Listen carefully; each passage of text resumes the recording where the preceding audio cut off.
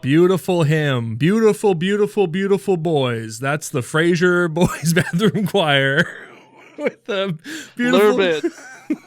beautiful hymn to start the show. Welcome to Pure Boys, episode 3. We're still making it. Can you believe that? I can. Yeah, me too, actually. Sure. Yeah. This week, we are talking about the newest movie, the most recent release that we've ever talked about out of all the 3 movies we've watched. This one came out in 2019. This is a little movie called Heavenly Deposit, written, directed, produced, and starring George Vincent. That's okay if you've never heard of him. Neither had we, but he did it all. He did it, and we get to reap all the benefits. Truly, yeah. If you were reaping what we sow, then we must have sowed some real sweet oats, because this movie has it all. And I love this movie. Can't wait to talk about it. But first, we got to find out how's everything been since Valentine's Day for you. Been having a good? We're 3 weeks out. You are forgetting. We need to start with our prayer. Oh, yeah. Oh, sure. Yeah, you're right. Let's start this episode the way we start every episode. And that is, I don't have I don't have our list of stuff, so I forgot about it. But never again will I forget. Never forget. Let's start this episode the way we start all episodes, and that's with the Pure Boys prayer. God bless our podcast. God bless all podcasts. I love you. I love you. I love you. I love you. Who are you? We love you. Who are you? I am Jonathan Taylor coming at you. I'm Zachariah Ty Bryant coming at you. And I forgot last week we said we're not going to talk about Valentine's Day anymore. We're starting our Christmas countdown. That's right. Yeah. It's 256 days until Christmas. Bah, bah, bah, bah, bah. I'm so excited. Can't wait for Jesus to be born. I can't wait for all those gifts, obviously. Yeah, the gifts of the Magi. I'm all about those gifts. Frankincense, myrrh, the other one, gold, right? Is it gold? Silver? Yeah, I think it was silver. It was tungsten. Tungsten, frankincense, and myrrh. You can always remember frankincense and myrrh, but the third one always escapes me too. It's like the least useful out of all of them. Let's be honest. Yeah. I mean, Who needs gold? Yeah, exactly. Back then, nobody. What are you, Mr. T? What are you going to turn into necklaces? What are you going to melt it down to pay for your mortgage? I don't think so, buddy. I pitied the Christ. Hey, come on. 10 Hail Marys for that. All right. Fair enough. Yeah. Oh boy, Christmas is coming and I can't wait. We're going to skip right over Easter. I don't want to even think about the death of Jesus. I'm all about his life. Yeah, he lived and he still lives in all of us. Yeah, you're gosh damn right he does. Way to skirt around those swear words. That was pure poetry. Thank you. Well, that's not a swear. That's me avoiding taking the Lord's name in vain, which this show is making me a better person, because now I just say frick all the time. And when I get cut off in traffic, I yell frick you at the person. I flip them off with my ring finger on both hands. And they go, oh, that guy's married. That's cool. I can't wait for some warmer weather so they can actually hear me say frick you. Exactly, yeah. You have to scream it so loud when your windows are up that like you get a headache by the time you're done screaming frick you in the car. Yeah, and your windows are all fogged up, and you just kind of collapse. You cut somebody off because you can't see that there's someone beside you and you're trying to change lanes. Now you're the idiot. Now you're the guy getting yelled frick you at. And that turnaround is not fair play in that sense. Yeah, frick myself? I don't think so. Right? Frick me, frick you, buddy. How's that sound? Yeah, I want that as a tattoo on my back, I think. Frick me? Question mark? Frick you. Get it as like a tramp stamp that looks like Oh yeah. so it looks like the parental advisory logo, but instead of saying parental advisory, it just says frick me question mark? Frick you in a black box like that. That's pretty good on your lower back. So when your Definitely wife is needs a black box. Exactly. Needs a border. When your wife is pegging you, she gets to look at that. And that's a nice treat. Hey now. Your eyes went really wide when I said that. Well, I've been thinking about getting a strap on, so. Well, hey, let this be the sign from God that you need in order to buy one. Hey, maybe this Christmas. Here you go. That's great. Yeah. Just so you're aware, though, I woke up this morning and I had a vision from God that told me to mention to you pegging so that you would decide that today is the day that you buy a strap-on. Yeah, should we meet at the bank? Yes, we should. 30 minutes after it closes, we should meet. Folks, if you don't know what we're talking about, you clearly haven't seen Heavenly Deposit, which after today, you won't need to because we'll explain it all in excruciating detail. Yeah. Oh, it's going to be excruciating. That is for sure. That's our guarantee. If you don't like that, then why are you listening to this show? Get a life. Yeah. Frick off. Exactly. Frick me. Frick you, listener. So we're getting wild. It's 2 PM. We're buck wild. Before we get into all of that, though, there is a new, I don't know what, this isn't a segment. I don't know what we want to call this, but there's a video that we both found and sent each other this week, and we're like giddy, being like, we need to talk about this other show. This was so great. We need to talk about this other show. And so we're going to play you listeners this video. It's 50 seconds long, but it's a good 50 seconds. And it's just, it's a pastor telling a story from his time leading a youth group. And you'll get to hear what a cool priest pastor guy this guy is. So without any further ado, here's the video. There was a young man in Calvary. His name was Ben. And I was running a youth group. I was there for a few years. And he was a nice kid, but he was one of those kids that was always he's a real smart aleck. Mm-hmm. Was a bright kid, which didn't help things, right? Made him more dangerous. And we were outside one day, youth group, and he was just trying to push my buttons, and he was just, kind of not taking the Lord serious. Mm. And I walked over to him, and I went, bam! I punched him in the chest as hard as I crumpled the kid. I just crumpled him. And I said, I leaned over and I said, Ben, when are you going to stop playing games with God? I led that man to the Lord right there. There's times that might be needed. There was a good old pastor punching a child as hard as he can in the chest, crumpling him. Amen. Amen. The fact that he describes it as crumpling that kid is so beautiful. Like, that's a cool way to talk about a cool way to describe assaulting a kid. That's being like, I crumpled that kid. Like, that's a cool way to put it. I bet his buddies thought that was pretty cool when he told me crumpled a kid that day. Oh yeah, I bet you Saturday night, the night before, telling his buddies at the bar. Oh, it went over so well. He's like, yeah, I gotta tell it. Like, the first half of his speech here is what he said to his buddies at the bar the night before. There's this kid in my youth group, Ben, and he's just a real smart aleck, and is a smart kid, but that's what makes him dangerous. So what should I do about him? And his friends were like, have you tried crumpling him? And he was like, you know what? Tomorrow at Calvary, I'm going to punch that kid as hard as I can in the chest. In the chest. Yeah, he crumpled that kid. Yeah, he crumpled his ribs into his lungs. He crumpled them right up. Like a wad of discarded newspaper. Just crumpled it up. What a manly spirit. I love this man. I wish he was my priest. Right? He is my priest. Yeah, this is my church. This is my priest. I don't want to say his name. I don't want to get him in even more trouble. Like, this video is from 2014. So, really? But who knows when it was like recorded, but it was uploaded in 2014. So I don't know. I assume that this guy is still preaching and still crumpling kids. Yeah, there's no way he had any ramifications from this ordeal at all. I mean, if like Here's the thing. If he got in trouble, he'd be like, what about all those priests that are molesting kids? You're really going to like put me in? I punched a kid in the chest. That's nothing compared to what the other priests in this parish have done.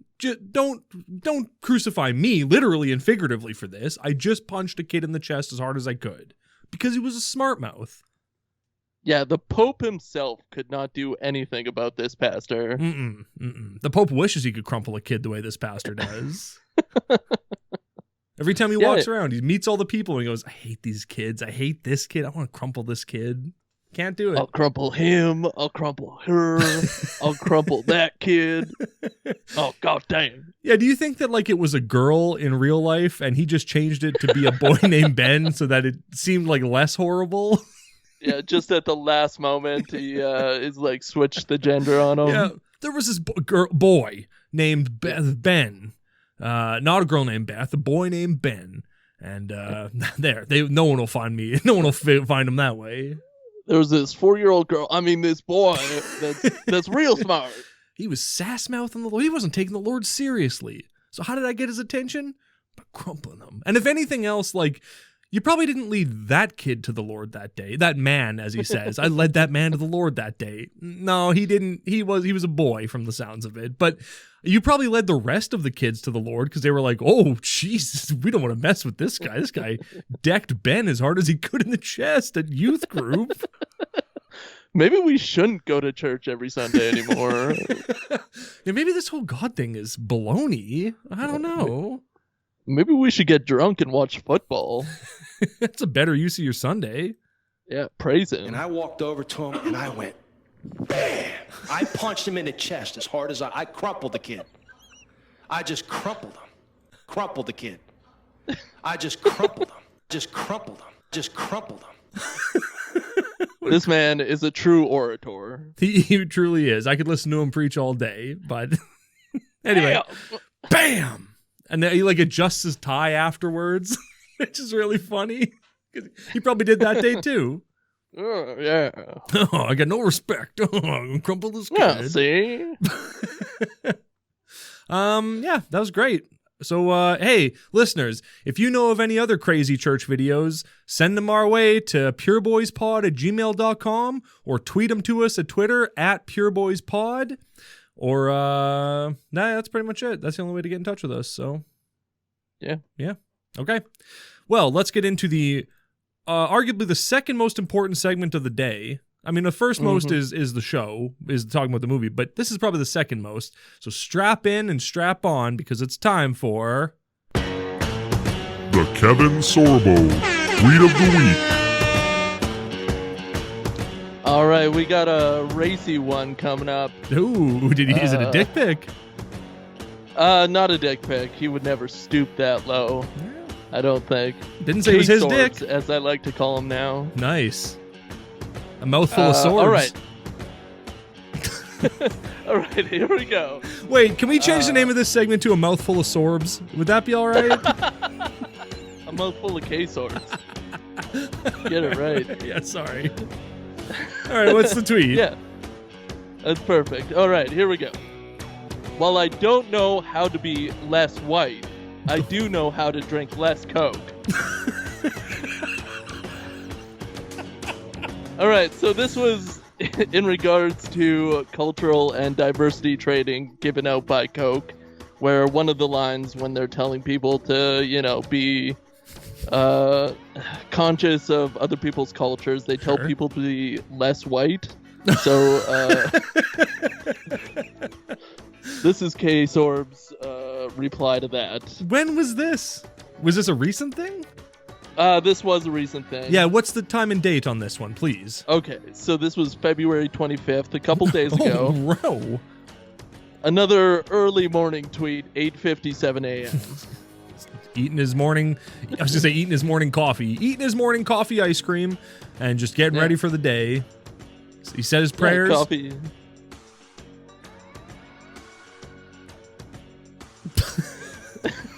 All right. Great tweet. Great tweet. You got it. Yeah. You can't have another one. That's the only one you're allowed to have for this. No, that is all I have, and I don't have anything else to say other than buy Coke. Exactly. Yeah. Buy Coke, preferably from like a street dealer or something like that. Don't buy it from the stores. Yeah, be less white. Exactly. Buy Coke. Exactly. White people drink Pepsi. Everybody knows that. So be less white, drink more Coke, I think is what they're saying. Yeah, that's what he's saying. I mean, we could get into all that, but this isn't a political podcast, so we don't want to get into the politics of race and white privilege and all that stuff. So, and this is not a corporate podcast either. Well, I mean, it could be with the right sponsors. It could be. Coke, hit us up. Hell We'd yeah. love to talk about being less white. Hit us up. Yeah, and we'd love to get Case Orbs on the show. So if you could fund that, that'd be awesome. Mm-hmm. Listeners, tweet at Kevin Sorbo. Tell him to don't do that. I don't want to.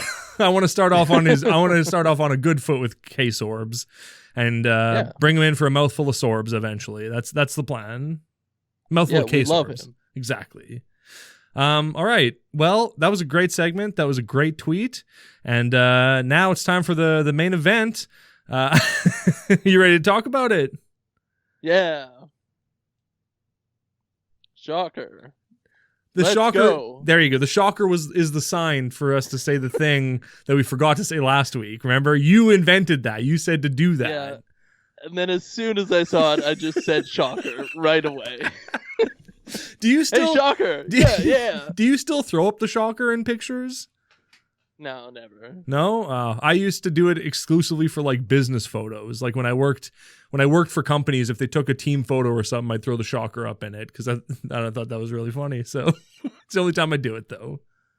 I'd give people bunny ears because I was a little bit of a scamp. I wasn't that far off the rails. Yeah, that's good. I'd undo my fly, and I'd stick my thumb out of my fly as if it was my penis, and I'd do that in all the photos. Classic tween humor. Mm-hmm. All right. Let's go. Let's God.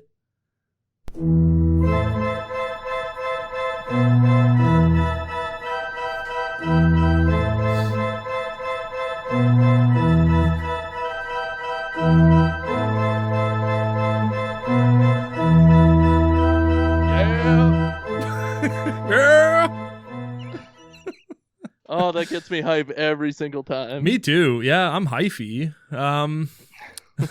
So this week we're talking about 2019's Heavenly Deposit, and the title makes me giggle every single time. There's a teaser trailer that's 14 seconds long, and they say Heavenly Deposit like 5 times. It's great. I haven't seen that. That sounds great. Yeah. Mm-hmm. So this movie opens with some production credits of companies I've never heard of before. In all 3 movies we've watched, there hasn't been a single repeat production company, and there's usually, I don't know, 3 to 7 production companies at the start of every movie that we've watched, and none of them have repeated, which makes me think that none of them are real actual companies, or they're just there to like funnel money around or something. It's very strange. Yeah, I kind of wanted to mention this during the Facing the Giants because there's like 7 title cards during that movie. Yeah. They got a lot of funding. They had to. You know how many, like, they had to pay out all the insurance for those kids that are getting crumpled out there on the football field? Hell yeah. And they got to get a lot of cameras. Camera equipment was expensive back then. It ain't like 2018 where you could just throw together a Heavenly Deposit in 5 seconds. Exactly. Yeah. Based on your life, quote unquote. Not really, but you know, it's easy to make a movie. So this movie opens with a man at the end of his rope. He's sitting in what looks like maybe a doctor's office or something like that. Just his heart is pounding. He's sitting there in the dark, just freaking out. And then we flash back to his childhood where he says some shit about like, you know, I love my dad or something like that. Yeah, we go from his darkest moment to his childhood that was amazing with his father. Yeah, his dad fishing, getting chased around by a fish, playing pirates together and sword fighting, and being in Boy Scouts. Also, it's worth noting that his dad looks exactly like Jeffrey Epstein, which I thought was very funny. Was that not Jeffrey Epstein? Tough to say. Yeah, tough to say. The Lord took my dad away from me. He tied a rope around his neck and threw his head forward and snapped his neck. Well, that's probably Jeffrey Epstein, and the person who died in jail is probably like a body double or something. Right, is Peter Ranos' dad. That's a good trade. Yeah. Well, you said it, not me. So we see a montage of this kid growing up. His dad, he loves his dad. He loves the heck out of his dad. And then it turns out his dad died from a brain tumor. And he's like, nobody saw it coming. But his dad is like 85 years old in this flat. Like in the last flashback where they're playing soccer, his dad is so old looking that I can't believe my dad died when I was 13 and he was 86 years old. It just seems so unfair. I didn't have enough time with him. Yeah, this was probably his second or third family from all that I can gather. Spit all over the mic like a goober. Hey, we're goobing it up today. That's true, yeah. He's got a hot mom. Well, yeah, back then, yeah. Yeah. And in present day, we'll find out. Yeah, she's hot to trot. Still got a squad. Exactly, yeah. So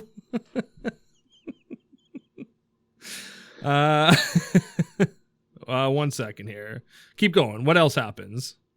Well, I think after this we cut to LA 2009, and don't you forget throughout this whole movie that it is 2009. Oh yeah, the year of our Lord, 2009. And actually, before we see that we're in LA in 2009, it says story based on true events, which to the people watching the movie will be like, oh, okay, all this God stuff happened, but what that means is like this movie is based on the financial collapse of 2008.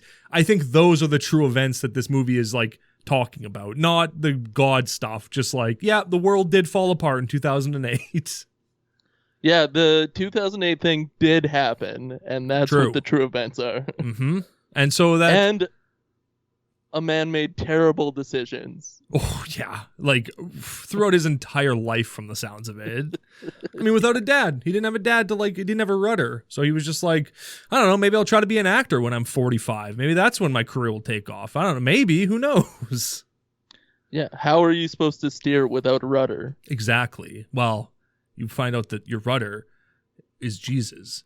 When you look back in the wake and there's only one wake and you go, why is there only one wake at this point? And Jesus goes, well, that's when I was steering the ship. Right? That's how that parable goes, I'm pretty sure. Yeah, it's perfect. So the economy's in the toilet. Houses are getting foreclosed like crazy. A radio news report fills us in on that. And we meet Peter Ranos, who we see his headshot, and then we see him crunching some numbers on his computer, stressing about money. He's got a $248 monthly car payment and all kinds of nonsense he's got to take care of. And he's sweating it. Yeah, the expenses are very dire, and we have the spreadsheet to prove it. Yeah, exactly. I screenshotted it, and I'm turning it into my own personal expense sheet. Yeah, what does he have in the bank account? Like 12 bucks? He's got by the end of once all his expenses are taken out, he's got $43 or something like it's nothing. Or maybe it must be less than that. It must be only $4. Then what the heck happens at the grocery store? Well, hey, don't get too far ahead of us here. We gotta meet his wife who is sick, and but I love how having seen a movie before, as soon as she was like, oh, I don't feel good, I'm like, oh, she's pregnant. Okay, cool. Just make it. Yep. All right, there's going to be a whole thing where he's just like, oh, are you pregnant? But she's 100% pregnant immediately right off the bat. Yeah, it's going to be a through line through all of these movies. There's going to be a lot of girlfriends / wives that are pregnant, that are going to be not pregnant, that are going to be almost pulled out, and who knows? Yeah, I mean, yeah, I guess that, we'll find out what their sex life is like later, but... Yeah, we sure get yeah. So we find out that Peter's deadbeat wife didn't mail his unemployment check a few days ago, or his unemployment letter, or he was like, hey, when did you mail that unemployment letter for me? And she was like, I don't know, a few days after you gave it to me. And it's like, Peter, you don't have a job. Mail it yourself. What are you doing? Yeah, he's got dagger eyes. He was probably at the gym sculpting them guns. Yeah, that's true. He's got to look good for the movies that he's going to be in at 45 years old. Starting his acting career, just getting it off the ground. Yeah, he was in a couple of plays, but yeah, he's He was in a couple of plays. He was in a couple of plays, but he couldn't find shoes for him, that's for sure. Who's got time? No, for real. So so Peter's wife, we meet her, who Peter hates his wife through this whole movie. Like, there's not a moment where they have like any kind of tenderness. It's just him being an asshole to her all the time, and her just being like weird and vague and just like playing mental games. Like, their relationship is terrible. I don't understand why they're together. They're just a couple of dumb dickheads who don't know how to run their adult life whatsoever. That's true. But or their relationship. You know who does know how to run his life though? Matt. Peter's best friend Matt, his boxing coach, who for most of this movie I thought was just his boxing coach. And then it was like, oh no, you're my best friend. I'm like, so wait, were you his boxing coach first or his friend first or what? Don't cross the stream, Peter. Well, I think he's just there to get punched. I don't know if he's much of a coach. He's single, he's ready to mingle. He's there for the humor of it all. He's there to cut it up with his pal. None of his jokes land. No. He's thinking about getting off the grid, which was a line I loved. Like, I love that, because Peter's like, oh, hey, are you still with that whatever her name is? And he's like, nah, she didn't really speak English, so we broke up. And then he's like, oh, okay. Yeah, that's not a good sign. And then Matt goes, yeah, I've just been thinking about getting off the grid. And then that never comes up again. And I go, well, what do you mean, Matt? Like, what do you think get off the grid means, Matt? That's what I want to know. Are you buying like a ranch? Are you starting like a Waco, Texas situation? What are you trying to do? I think that's just a terrible line in the script. He would never get off the grid. He needs his hair products and his fast women that don't speak English. Hey man, he can pick up chicks anywhere. He picks up chicks at the garage sale. He oogles a woman running in the park. He's got skills, man. He's got mad skills. Yeah, he's got slick hair and money to burn because he has a job.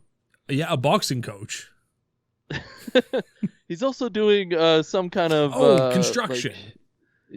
Which never comes through. Like, he's like, we just got a new job and we're going to be starting a big construction job. And Peter's like, hey, if you need like an extra set of hands, I'm looking for work. And he goes, yeah, you know what? I'll put in a good word for you. And then that never comes up again either. There's so many of those things throughout this whole movie where and at the end of scenes, things will be brought up and then never discussed again. Yeah. So Peter leaves the gym, and a homeless guy asks him for $1, and he says no. And the guy goes, oh, okay, well, God bless you. And Peter looks at him like, frick you, buddy. Frick me. Frick you. How about that, all right? I don't have $1 to my name except for 40 whatever dollars, and I can't give anything to you. And I'm not paying this gym to be here, so you think I'm going to pay a homeless person to sit outside the gym? I don't think so, buddy. Weird place to post up, outside a gym or in a parking garage or... Yeah, it's definitely a parking garage. It is a weird spot. Like, how much traffic are you getting there, bud? I picked floor. Weird place. I picked the floor 4 stairway entrance, and that's where I make all my money. I just sit there, and people just come and go all day, going to Sears and whatnot. God bless you. God bless this mess, aka my life. My life. Peter, like, all of my notes for this movie are just like, Peter does this. Peter is a loser. Like, so many of my notes end with Peter is a loser. Yeah, he tries to get his credit limit bumped up. No go. The rules are clear, and you're wasting your time. You were a day late on paying this thing. And he was like, come on. Yeah, that's basically his whole character summed up is, come on. He's hiding the financial difficulties from his wife, though. He doesn't want her to know that they're in financial strafe. And when they... So she made coffee in the middle of the afternoon, And she's like, hey, I made coffee. And so he comes out and he takes a sip and goes, oh, no creamer? It's like, bro, you're like 48 years old. Drink your coffee without creamer one time. It's fine. Don't worry about it. Yeah, we're out of a lot of things. She's very upset. Yeah, that's a pretty good burn on him. And then so Peter's like, well, and she's like, hey, can I talk to you for a minute about something? Clearly, can I talk to you about being pregnant? And he's like, I'm going to run to the store. I can't drink my coffee without creamer. It's like, well, it's going to be ice cold by the time you get home, pal. Like, just drink it now or throw it out because you're not coming back and putting creamer in it. What are you doing? Yeah, Peter's character is a little mixed up right here. He's a man of action. He wants to go pick up the creamer, but he's also just like a whining dink. Yeah. I can't drink my coffee without my creamy. Oh, my creamy. So he goes to the grocery store. Turns out, can't afford groceries. $19, can't afford it. Can't afford to buy ragu. Can't afford to buy pasta sauce. Can't afford to buy creamer. Get out of here, loser. This is the first instance where I wrote in all caps, what a loser. $19, Peter. Get it together. Yeah. There's this moment where he's staring down this lady that has her cart filled with groceries. Like, what are you doing, man? Like, do you not accept that other people are going to get groceries? Like, I think it's a weird moment because he's looking at pasta sauce and he takes at first he takes a cheap one off the shelf and then he takes a more expensive one off the shelf and he's looking at them both and because he's got a little wimpy basket with just a few items in there. And then she comes around and this woman is like 21, like she's a very much younger than him and she's got a cart full of stuff. And I think in that moment he goes, hey, you know what, frick this, I'm buying the more expensive pasta sauce. If she can afford a cart full of stuff, then I can afford the brand name pasta sauce. Turns out you can't afford any of it, Peter, so doesn't really matter what pasta sauce you pick. Yeah, but it's previously established that he does have that amount of money in his bank, so the scene is just... It's nonsense. Fraught. But who knows? It's fraught. Maybe maybe an overage charge or some kind of charge came out that he didn't know about or something like that. Hell yeah. So Peter gets embarrassed at the grocery store and like there's people in line. It's like one of those moments in a movie where people are like, oh my God, this guy can't afford his groceries. Oh my God, like everyone's judging you right now, man. Including me. Big piece of crap. Yeah, what an effing loser. I bet he can't even get his wife pregnant properly. What a loser. Yeah, the people in that that line are the audience. Yeah, and they're correct. Are heavily judging him. So Peter leaves the store, and as he walks out of the store, there's like a guy with like a table set up in the parking lot that says Jesus loves you on like a sign in front of it. And he looks and he goes, I think that's Jeffrey Epstein, my dad. But that couldn't be. He threw his neck forward and broke his neck in a jail cell last year. There's no way he could still be alive right now. Turns out it's not his dad, Jeffrey Epstein. It's just a guy who looks like his dad, Jeffrey Epstein. So he's a moment of confusion where he's like, oh, I'm seeing Jeffrey Epstein everywhere. Yeah, he's under so much pressure. He's seeing things. He's not in the world of reality right now. He's got his head in the clouds, up in heaven. So then he goes to visit his mom, or his mom calls him and is like, hey, come over, make us some supper, make us some food. And he's like, okay, Ma, I'll come for free food. Yeah, are Greek people just Italian? I mean, I think so. For most of this movie, I thought, are they just speaking like words in Italian that I've never heard before? Because I just assumed that they were Italian for this whole time. And then, no, he's Greek. Oh, okay. Well, dirty knees, look at these, whatever. it doesn't matter. It's Italian or Greek. Did you not see his olives on his plate? That is a Greek plate. But I also saw tomatoes on the plate. So I was like, is that Italian or Greek? Yeah, those big ass tomatoes are coming out of those gardens. Oh yeah, Toot sweet. I should have known they were Greek though, and his mom was like, I put a little bit of feta in it for you. Like, oh. Well, he's very concerned about his diet, as we see at the end of the movie, and maybe here. This freaking guy, this freaking idiot. Like, again, I can't put on weight. They're never going to cast me in a movie at 48 years old. There's no way I'm going to get a movie if I'm slightly overweight at 48. That's crazy. And yet he won't cut his hair. No. Or get a tan. Yeah, Or- get it down. or have any kind of charisma or charm or anything, or like learn his lines correctly, or know how to act, or any of that stuff. No, you don't need that when you're in SOP world. No. Soap world? Soap world. Juice world, I think is what you're thinking of. Yeah, I'm thinking of Juice World. Yeah. You're right, Travis Scott. Exactly. So turns out that today is the 25th anniversary of his dad dying, and his mom's like, "Oh, you saw your dad in the parking lot? Well, maybe I think it's your dad trying to tell you something." And he's like, "I mean, I doubt it, but it's just an old man." It was literally just an old man, so I don't know. That doesn't really seem like a sign to me, Mom, but okay, fine. Yeah, you kind of find out at this moment that he's not really religious, not really down with the God. No, he's not down to clown at all. No. But we get more instances of that coming up here, where he's just a real dickhead about some things. So, but while he's at his mom's, he gets a text from his agent being like, "Hey, dum-dum, you got an audition tomorrow, so come on down to the office and I'll give you a script," or whatever. Yeah, another weird thing that popped up in this scene, when he gets his text, there's a logo of a bee cause, and he gets it again when he gets a text later, and there's no reason for it. It's not brought up at all whatsoever. And it's got a little like ringtone for it, where like when he gets the message, a little voice goes like, "Because," and he's like, "Huh?" Like, it's weird. It's a weird thing. Like, is that an app that you're using, I guess? Or I don't know. Well, I guess we're forgetting that this is 2009, not current Right. time. Mhm. So using that BlackBerry, I was wondering why he was using that and not a screen phone. But of Yeah. course, it's 2009. How could I Exactly. be so stupid? His agent is messaging him through Grindr, trying to get him parts. And so here we find out that so Peter's back at home preparing for this audition. We find out that he hates his wife because his wife is like, "Oh, I love your mom's meatballs." So again, I'm like, are they Greek or Italian? I don't know what these people are. But he's like, "Oh, yeah." And she's like, "You want some meatballs?" He's like, No. She goes, "What's this audition for?" And he just doesn't answer her. And she goes, "Hello?" And he goes, "TV show." It's like, bro, just like talk to your wife. You're a 48-year-old man. Just talk to your wife. Give up this dream. It's not going to happen. You're not going to be an actor, Yeah. bro. I think he like goes, "Not now, please." Rude but polite.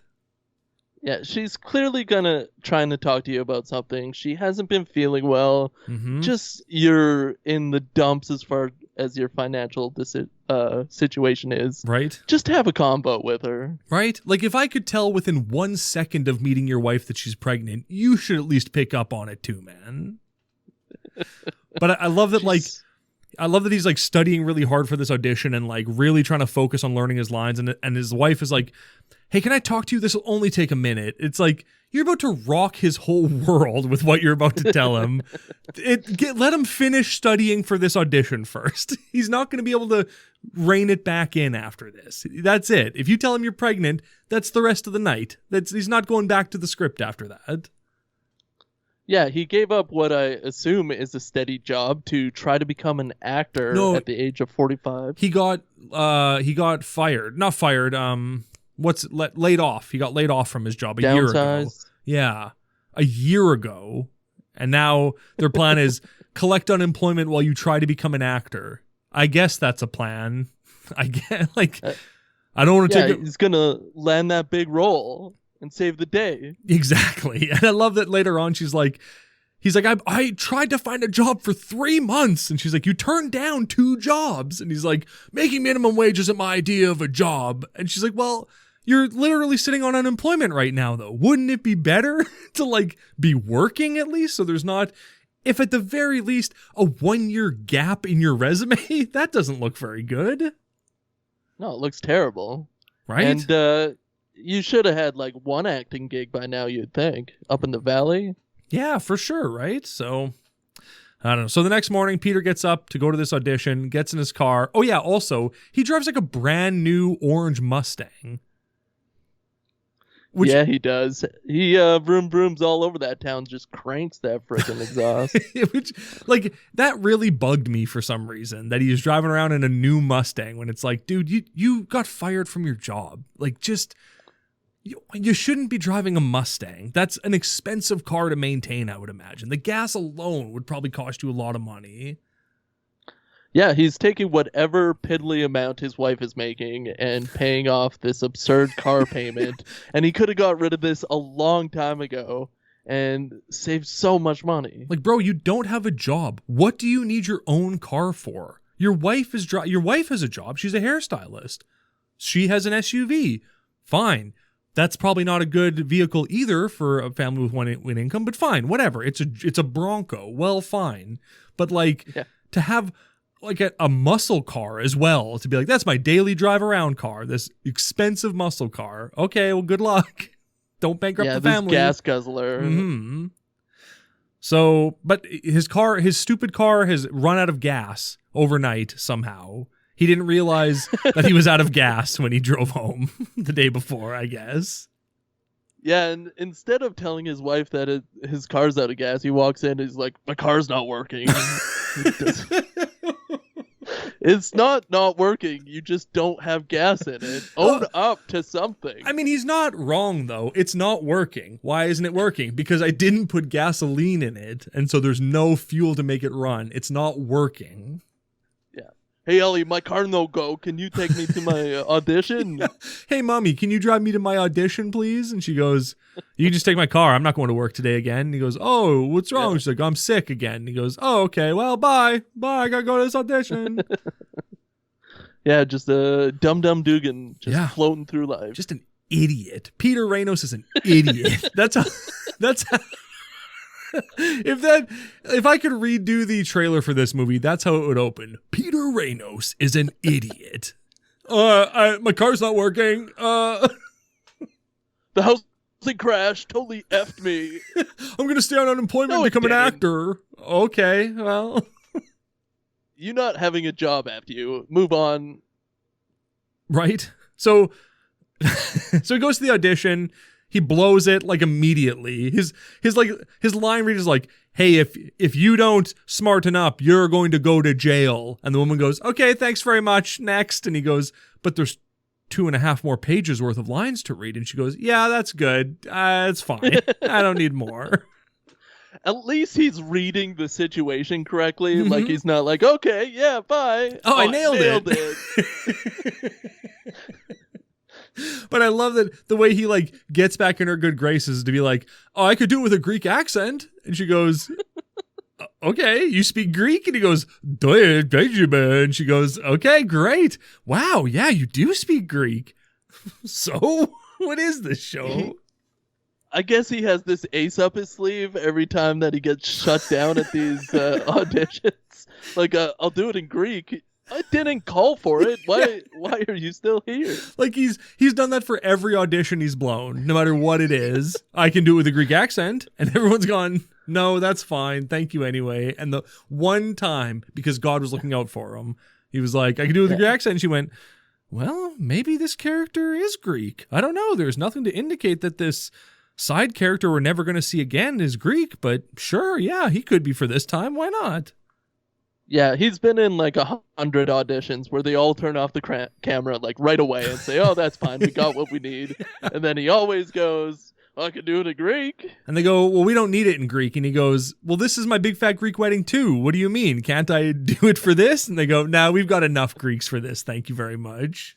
We need a few non-Greeks. Can you do Italian? He goes, oh, hey, mamma mia. And they go, that sounds too Greek. Get out of here, Greek boy. Yeah. But, maybe he booked it. Who knows? That, after he said he could do it in Greek, the lady was pretty intrigued. So, she's pretty impressed. He does kind of sound better when he does his Greek accent. Like, he has a little bit of charisma. Yeah, that's true. Yeah. Like, it's a 10% increase, but it's enough to get him a call back. Hey, it took his charisma from 0 to 10%. So that's a big gain right there. That's a 10% increase, clearly indicated. Yeah, if you could increase your penis size by 10%, wouldn't you? Yeah, I guess make it like 1.1 inches. Yeah, sure, that sounds good. Yeah. Mhm. Get it to the Greek. Exactly. Put it in the Greek. Yeah. That's the name of this movie. Put it in the Greek. Put it in the Greek. Let's go. Let's God. Put it in the Greek. So we find out Peter goes home. We find out that he fricked his whole mortgage up. Like he's like he just blew it. Like he I love how funny you find this. he signed. He fricked his whole mortgage up. He really did. So he's fricked his whole financial situation up because he's just ignored all these bills, all these letters, and he just keeps going to audition, trying to be a Greek man, and it's not working. It's insane. And being like, I'm going to land that role that's going to win everything back. It's going to get us out of the gutter. And it's like, bro, you're lucky if you get a Greek yogurt commercial out of this with your I can do it in Greek bullshit. So don't expect that's going to pay the bills, buddy. But so 4 months ago, the mortgage got all fricked up. And then like he didn't tell his wife because he's like, I'm going to land that big role. And now he finds out that they have 7 days to pay off what we find out is almost $13,000 on their mortgage. Which $12,600 to get to this bank. How much is their mortgage? Where if you're late for 4 months, how do you... Jesus, somebody just like collapsed on the floor above us. Oh, well. They probably got struck by the Lord, yeah. Someone crumpled somebody upstairs. Does the pastor live above you? I think he does. I'm always hearing someone yelling the Lord's name in vain. But like, okay, so if somehow he owes $12,000 to the bank after being late for 4 months, how much is the interest rate? How much is his initial payment for his like mortgage? That's a lot of money to owe in 4 months. Like, that's $3,000 a month. That's insane. Well, they're loan adjusted. Oh, right. It was an adjustable loan, and then it adjusted. Yeah, so sometimes these loans, I don't really know the math, but like they can go from like 2% interest to like 14% interest overnight. So maybe they were paying like $300, and then all of a sudden it was like $600 or $900. Yeah, like $6,900. You know what I'm saying? Yeah. That makes sense. And this was like 2009 when everything was going, pits up. So fine. That makes sense. It just seemed like an absurd amount of money to owe. Still dumb though. I mean, they have this huge house. They spend all their gosh darn money. Yeah. And now they owe all this money and they only have 7 days to pay it off because this envelope was stuck at the foot of the car floor. Yeah, it like fell in between his wife because he's driving his wife's car and he finds this envelope with the letter in it between like her under her seat or something like that. And she's like, well, I remember signing for that, but I don't remember opening it or anything. And it's like, where did you sign for it? How did it end up in your car? This is mail. I don't understand. Well, it's registered mail or certified mail. Wow. I don't know what the terminology is. But... Either way, they're two dum-dums, these two, just bumping into each other, not knowing what they're doing. She lost it between her sexy legs and Disagree. Sexy arms maybe, but not sexy legs. Okay. You don't think she has sexy legs, but sexy arms? Yeah, she's buff. Just so. Peter goes to the bank. The bank doesn't care. They're like, whatever, we don't care about you. Pay your money. And he goes, well, I can't. And they go, well, pay it. And I love the guy at the bank is like, what do you mean you can't pay it? You have 6 days to pay it. He goes, oh, yeah, well, I can't pay that. And he goes, well, that's your problem, buddy. So we're taking your friggin' house if you can't pay it. Mr. Hershey Highway says, no way. Mr. Hershey Dunker himself. A guy who is played by somebody who you'd hire if you couldn't get Meatloaf for a movie. Yeah, he looks like Meatloaf's dad, for sure. Exactly. He looks like Jeffrey Epstein. And I like that when their meeting is done, Mr. Hershey goes, good day. And he looks at him, and Peter doesn't leave, and he goes, "Good day, Peter." Oh, sorry. Good day to you too, I guess. I'm pretty jelly of Mr. Hershey there. I'd love to have a job where I could say good day and like say it in earnest. Yeah, for real, right? And like with authority. Good day. Good day, sir. Good day. He doesn't. He doesn't say sir, but no, he doesn't respect Peter. Moment. He doesn't respect Peter at all. You wouldn't call him sir. No, He'd say, no. When you say good day back to me, you say good day, sir, Mr. Hershey, sir. Yeah, I'm Mr. Hershey. Yeah. Don't you know me? I'm Stephen Hershey. We find out that's my full name for some reason. Weird note. Peter, dejected, goes home and tries to sell a bunch of junk on eBay, like a clock and a fake spear. And in my notes I have, sell your fucking car, Peter. What are you doing? Also, pardon my French, everyone. Yeah, well, he tries to sell a bunch of items, and the only things that he puts on his Craigslist ad is that stupid clock and that spear. For $600, that spear is going for. Yeah. And I love that he makes one post with everything in it, as opposed to making several posts. And like the title of the post is just stuff for sale. Like, oh, that's going to reel him in, no problem. Oh, stuff for sale. I've been looking for stuff. Oh, yeah, a spear from the Grecian trials? Oh, yeah. Let me just bring up my Craigslist app and type in stuff. Oh, here it is. Perfect. A clock, a spear, stuff. Yeah, that spear looks like a Halloween just trinket. Yeah, that spear is made out of foam. And Peter is like, don't kill me with it when the guy comes to look at it, but... great scene, though. Great scene, yeah. That's when, on my second rewatch, that's the point where I went, I don't want to watch this movie anymore, and I shut it off at that point. That's where the movie peaks, really. Yeah, for real, yeah. But first, Peter has to go sell his dad's stamp collection. That's one thing, during the opening montage, we see a stamp collection that's like his dad's very fond of it. And so now Peter's like, I guess I gotta hawk my dad's stamp collection too, and this rare coin from 1886 or whatever. So it is a 1889 Carson City silver dollar. Very rare in this condition. Wow. Carson Daly silver dollar. That's pretty sick. So he takes I really, really felt for him in this moment. This is where I really got emotionally invested in his plight. Well, the guy having to give up his stamps. The guy who he's trying to sell it to is just making a mockery of him. Like, he's just clowning him at every chance he gets. He's like, hey, the guy's like, yeah, I'll give you $600 for this coin. And he goes, well, I paid $800 for it 5 years ago. And the guy goes, well, you paid too much for it. It's like, ooh, ouch.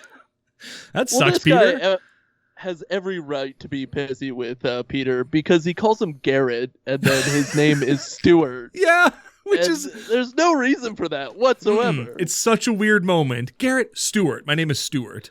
Okay, Stewart then. Sorry. Oh, those aren't even close. Sorry about that. Oh, no, they both end with T. Oh, yeah, okay. I see how you could mix those up then. Like as if your name was Zachary Ty Bryant. So he ends up selling the coin for $600 and his dad's entire stamp collection, which he was really banking on. He ends up selling that for $300. And I love when he's like, what about the stamp collection? And the guy just flips every page in the book, and then goes, yeah, I'll give you $300 for it. Doesn't even look at what's in it. Couldn't care less about the stamps. Just, $300. Take it or leave it. Like everybody Peter deals with is kind of shitty to him, so you get on Peter's side. But that doesn't work at all for me. Peter's just such a dumb asshole. Yeah, Peter is shitty to everyone. Poo. Yeah, Peter is poopy to everyone. He's rude. He's got an attitude. He's like Sonic. He can really move. And he's just... Yeah, he's the Greek Sonic. That hair flowing behind him? Yeah, he's the fastest thing alive. That's, We gotta contact this man. We gotta pitch this. George... variant, what's his name? George Valance? What's his name? George Vincent. George Valance. George Vincent. That's his name. Anyway. Yeah, The discoverer of valence electrons. That's right, yeah. Peter blew it, though. He sold his dad's stamp collection for nothing. And For nothing. a coin for nothing, for way less than he even paid for it, because he paid too much for it, like an idiot. Again, you're an idiot, Peter. Why would you buy that coin? Why you bought it? You bought it, man. You paid $800 for a coin. Why did you do that? He doesn't make a smart or even decent move throughout this whole movie. It's like The Pursuit of Happiness, but watching a dumb Greek guy fumble through it. Yeah, exactly.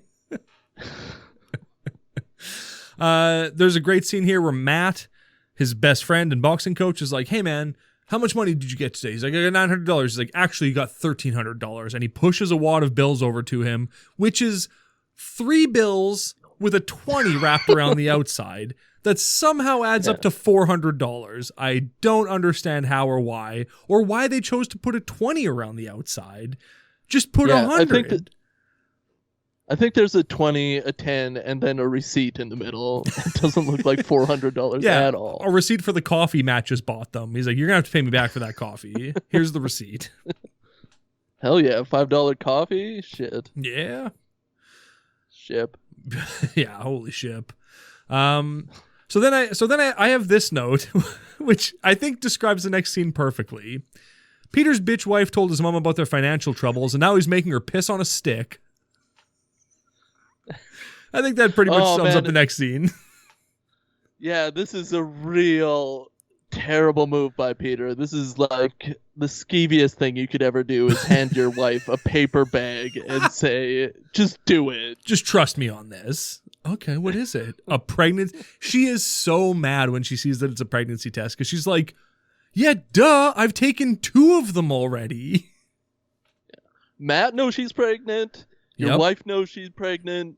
Everybody knows she's pregnant except for her coworkers. Mm-hmm. But do not hand her a paper bag with a pregnancy test in it. That is like life 101, man. Yeah. Tell your wife that you're going to buy a pregnancy test. Or better yet, make your wife go buy a pregnancy test. Make her go buy 2 of them, which you already did. Yeah, maybe if he peed on a pregnancy test and like, it's like, hey, you do this now. Hey, monkey see, monkey do, right? My car no work. That's an old Greek saying. Monkey see, monkey do. Means I pee on a stick, then you pee on a stick. Isn't this hilarious, me peeing on the stick? Where do you think Peter's from? Hey, mommy, why don't you pee on this stick? Isn't that Greek? That's Greek, yeah. All the Greek people I know sound like that. Hey, look at my chest hair. Ah. Yeah, they're from the Mediterranean. You know, they got that that thickness. Yeah, they got a sun-kissed voice. Hey. So anyway, he finds out that his wife's pregnant. His wife tells him, like, yeah, I'm pregnant, stupid. And he's like, wow, this is great. And she's like, not really. This is like the worst thing ever. And he's like, yeah, but like, well, you're going to be a great mom. Now tell me I'm going to be a great dad. And she's like, I'm not going to say that to you. You're not going to be a great dad. You're an idiot. You're going to be the worst dad imaginable. And then we get this great interaction where she goes, would you pray with me, Peter? And he goes, come on, drop it. It's like, all right, bro. Just pray with her. It's fine. You don't have to hate God that much. And she says something like, they say if 2 or more people pray, that he cuts her off. I wanted to know what was she going to say after that? I was dying to find out what that means. If 2 or more people pray in the same room, I'm going to look that up. I got to look that up real quick. If 2 or more people pray in the same room, what is that? Like, does God listen better? Okay, it's a biblical thing. Jesus promising his presence with 2 or 3 gathered together for where 2 or 3 are gathered together in my name, I am there among them. So that doesn't really apply to what, like, I don't understand what she was trying to get at with that, but fine. Yeah, whatever. Who?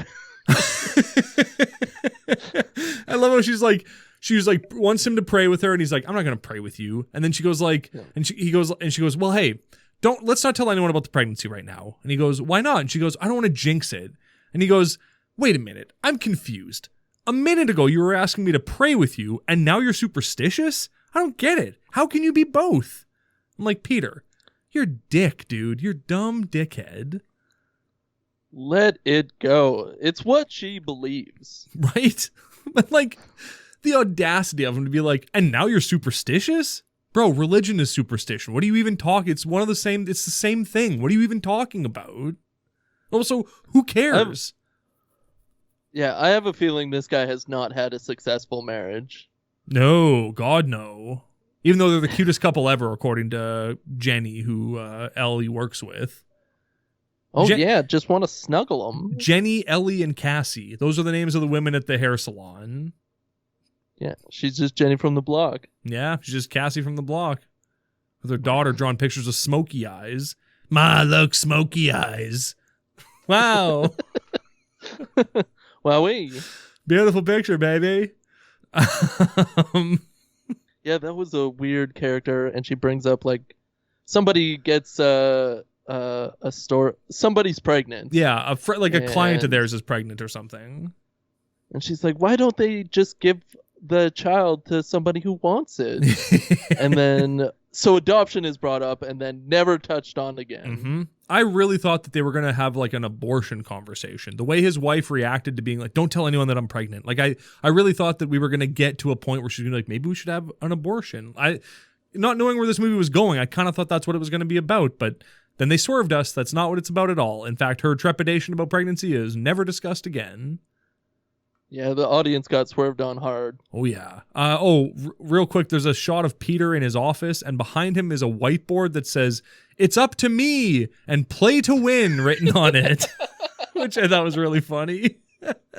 Yeah, that's what like a 9-year-old has on his on a poster or something. Yeah, a picture of Michael Jordan slam dunking and says "play to win" underneath it. Maybe he just stole that from a Michael Jordan poster. Yeah, he couldn't afford. Well, he sold his Michael Jordan poster on Craigslist and was like, if I just write down "it's up to me" on my whiteboard, it's pretty much the same thing as having a Michael Jordan poster. Yeah, same. Play to win. What does that mean outside of gambling? I don't get what you're talking about, Peter. I don't know. Some dumb guy saying that everybody talks about at the gym. Yeah, exactly. It's up to me. So him and his wife decide to have a garage sale, and they need a permit for that garage sale. And his wife goes, "Yeah, I get it." And he goes, "Okay, great." And then we move on. Don't want to poke the bear anymore. Nope. His mom gives him. Go ahead. Oh, I had nothing. Okay. Yeah. Thought I might be able to get a drink in there, but no such luck. Yeah, that gamble did not pay off. I play to win, so it's up to me. Peter's mom gives him $1,500 and a bunch of garbage to sell at their garage sale, so that's pretty good. Yeah, like a candle holder. Yeah, that's got an Easter Sunday candle on it. I like that his inside. I like the expression that his mom uses where she says like with my lips I kiss you or something like that. It's like I don't understand how that relates to the $1,500 you gave me, but thanks, Ma. Yeah, it's Greek. It's just Greek for do your life. It's Greek for it's up to you, play to win. Know your limits, play within it, Peter. Yeah, know your limits for sure. Mm-hmm. That should be on. Put that on a motivational poster. Know your limits. Yeah, just Michael Jordan slam dunking over Shaq. Yeah, the poster's pointing at Shaq, being like, "Know your limits." Yeah, it's them at 50 years old. Big suits on. Big pinstripe suits, smoking cigars. That's cool. Yeah, that is cool. That's a great poster. We should hit up Shaq. We should hit up Shaq, yeah. I'd rather have him on the show than Mouth of K. Sorbs. I don't know about that. Nah, I want to have Kevin Sorbo on the show real bad. We'll get him. We're calling our shot now like Babe Ruth. We're going to get him on the show. Yeah, Babe Ruth. Yeah. Yeah, the corpse of Babe Ruth. Everyone in Peter's life wants him to pray, and he's like, "I'm not going to pray. I hate God. I don't want to talk to God." So then Mr. Hershey calls his Peter's wife and is like, can't pronounce her name. And she's so indignant about it. He's like, and she's like, Ella, or like whatever ridiculous name she has. It's like, all right, well, you can't really fault that guy. That's a ridiculous name. You can't be like, yeah, my name is Skinnamarink Dink. I'm sorry, but you can't just do that to somebody. It's the hardest name to pronounce ever, and I could listen to him like try to say her last name for like 5 minutes. It was so fun. But he calls her to tell her that if their house forecloses, which it will in 6 days, and if they can't sell the house, then they'll sue them for the remainder of the money owed on the house, which is pretty cutthroat from the bank. Yeah, they got to get their money. Screw these people who can't pay their bills. Yeah, exactly. Screw dummy Peter for signing a dog shirt mortgage. Yeah, this is 2009. It's dog eat dog out in these streets. That's right. You pay your mortgage. Know your limits. Play within it, Peter. So we get a pathetic montage of Peter trying to get a job. He applies everywhere.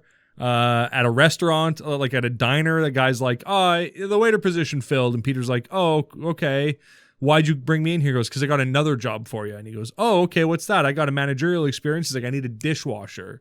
And Peter's like, well, I'm 48 years old. I'm not really, like, what's the pay for a dishwasher? And the guy goes, oh, I'm sorry. I thought you were looking for an opportunity.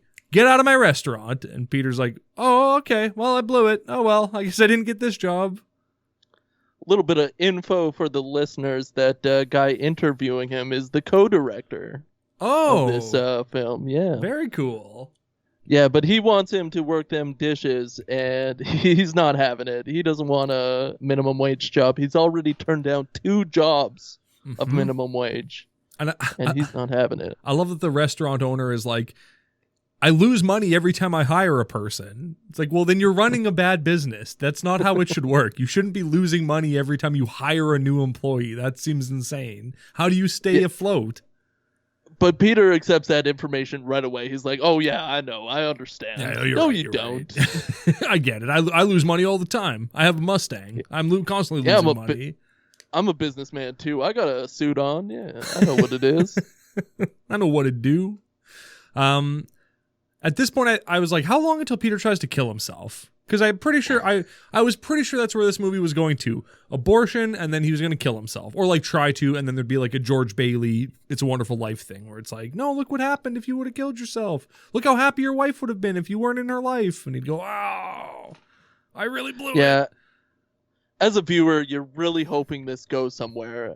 You're really hoping that something gets hyped up to an extreme, but it really kind of doesn't. Yeah, instead he goes into a frame shop. He walks by a painting that has an angel on it, and he's like, oh, I'm going to go to this frame shop. And so he walks into a frame shop and goes, hey, can I get a job here? And then we're introduced to the whole reason I wanted to watch this movie, Mr. John Savage, working at the frame shop. Listeners, if you know anything about me, and if you're listening to this show this early in the series, then you definitely know me.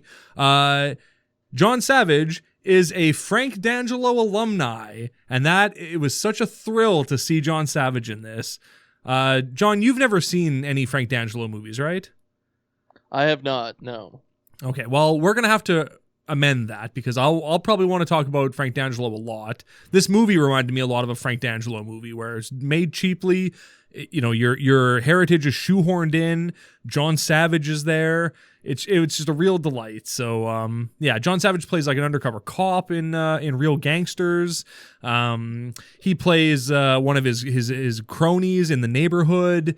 John Savage is just a delight in all Frank D'Angelo works. And Frank D'Angelo has a movie that's kind of akin to this movie called No Deposit, about a guy who loses everything in the financial collapse and then goes to rob a bank because he's anti-Semitic. So like that's, you know, kind of a similar movie. Yeah, bank robbery would have really helped out this movie. That would have been great. Let's watch No Deposit. It's pretty much that version of this movie. A man doesn't find God. Instead, he finds Frank D'Angelo and gets his life turned around. So it's pretty good.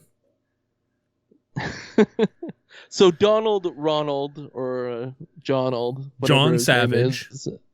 Yeah. But his character name in this film. Oh. At the frame shop. Yeah. Framey McFrame, I think is his name. Yeah. Ronald McDonald. Exactly. Ronald McDonald. is so dismissive to him and doesn't give a crap about this guy, but like gives him the job anyways. Yeah, and like is making a mistake because Peter's like, I won't let you down. I'm going to be a great employee. And then he constantly lets him down and he's a terrible employee from day one.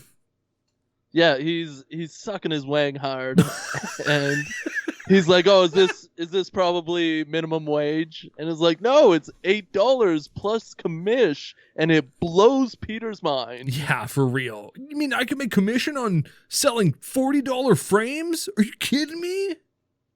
I gotta make my nut. Actually, paint frames for paintings are outrageously expensive. I have a few paintings that aren't in frames because I'm not paying a stupid amount of money to get them framed. So yeah, it's very expensive. To do with wood or cutting or furniture is outrageously overpriced. Oh yeah, and so he's getting into the right industry to make that sweet commish.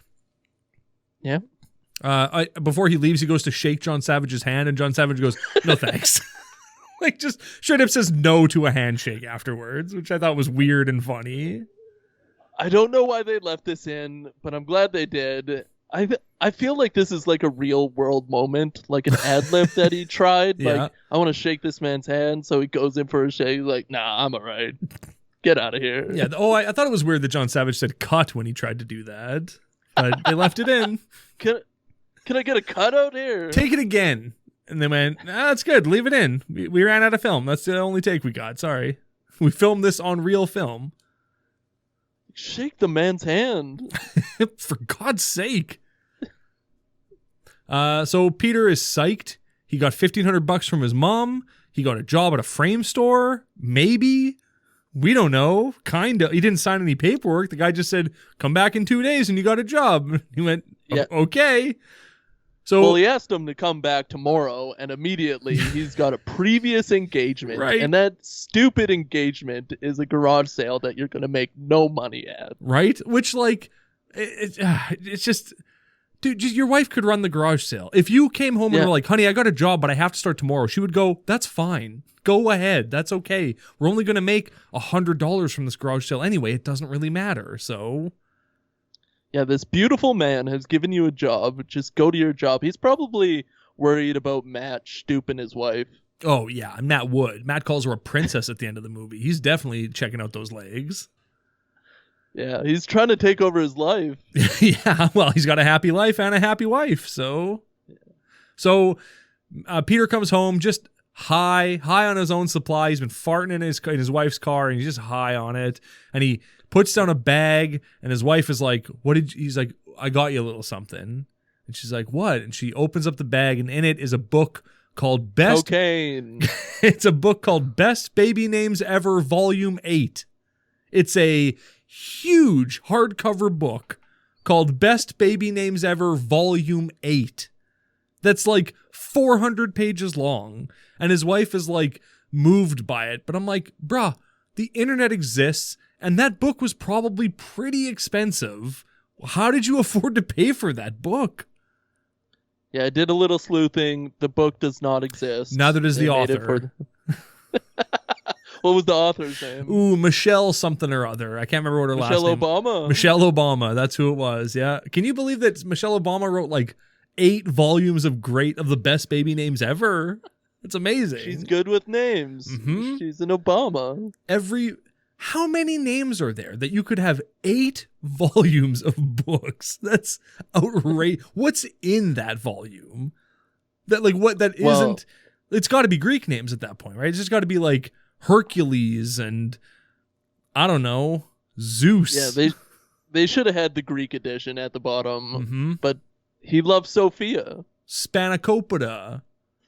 Yeah, they should have named their kid Spanakopita. So many different shortened forms of it. Spanny, yeah. Kopi, La.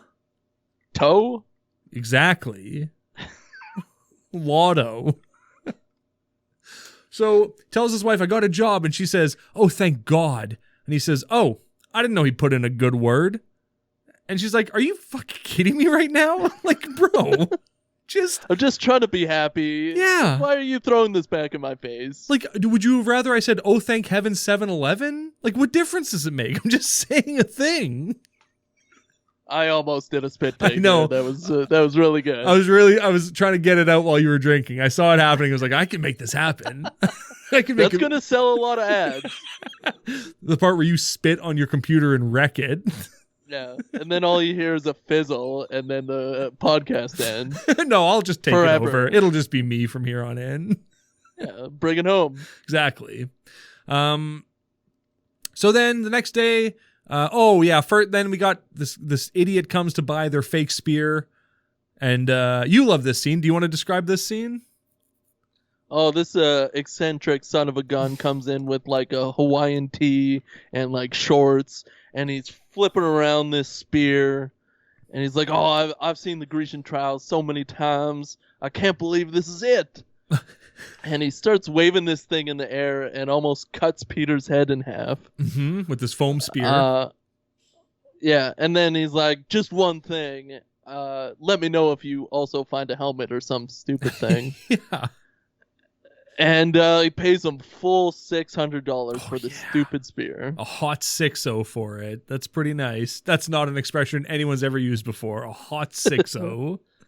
Yeah, it's also the wrong amount of money. You're missing an O. Well, the hot implies that there's double O's. That's why you say a hot 6-0. Oh, I didn't know the implication was there. Yeah, well, it's a new expression, so don't worry. It's okay. It's hot new. We're going to make a t-shirt that says a hot 6-0 on it. And then Tamp Stramp. What? Yeah, Tramp Tamp Stramp. I'd love a shirt that said Tamp Stramp, or even a lower back tattoo that said Tamp Stramp. That would be great. Yeah, it works on so many levels. I do genuinely love Tamp Stramp. That's very funny. That's a great, yeah, anyway. That's basically half of my humor is mispronouncing things. Same here. So then we get to their garage sale, which is just going like gangbusters. They're selling tables. Matt's flirting, trying to get it in with chicks. It's going really well. Until some dirty Dingus McGee cop rolls up on a bicycle and is like, this like wannabe, well, I guess he's a real police officer, but he's just such a bullheaded moron. He just rolls up, gets off his bike, immediately puts his hand on his gun and is like, hey. Are you sure it's not his taser? No, it's his gun. I looked. It's his handgun. Oh, man, what a dark cloud. Yeah. So he puts his hand on his gun and is like, who's in charge here?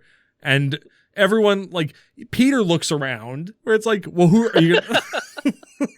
He's never been in charge before. He has no idea what to do. That's a very good point. Yeah, he panics. And this cop pisses himself. This cop's like 70 years old as well. It's a wonder that Peter didn't go, Dad, is that you? But it's not. Yeah.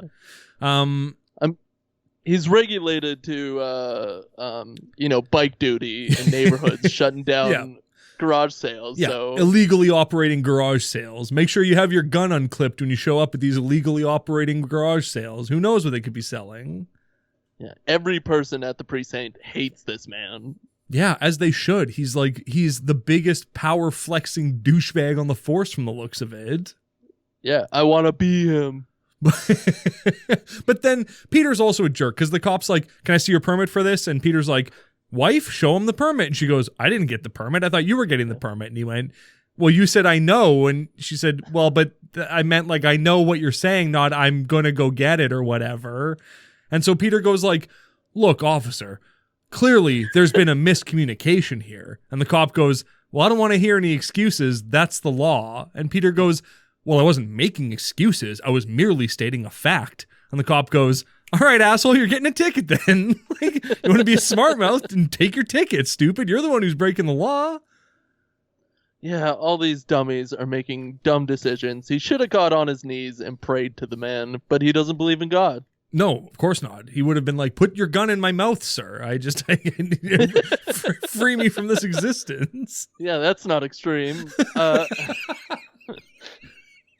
If he would have believed in God, he would have gotten out of this ticket for sure. He would have been a humble man. Right now, he's prideful. He's sucking into the sin. Or if he let Matt speak, Yeah, Matt's charming. He would have talked him out of it. Yeah. He'd have banged that cop. He's like, any port in a storm. Am I right, guys? I don't care. I'm Matt. Yeah, I got a condom. Yeah, he's got one condom on me. It's the same one I've had since high school. I'm afraid to use it. I don't think it's good anymore. Yeah, AIDS don't mean a thing. They didn't have it back when I was in high school. Now it's everywhere. What does that tell you? Yeah, because he's 45. They definitely didn't have it when he was in high school. People were banging monkeys left and right. Nobody even thought about AIDS. That wraps up AIDS for you guys. And that wraps up this episode. Thanks very much, everyone. Credits.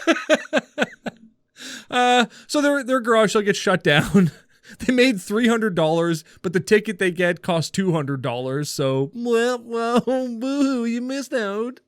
Hey, man, still made money. Yeah. Still got some bucks. Got a hundo. Yeah.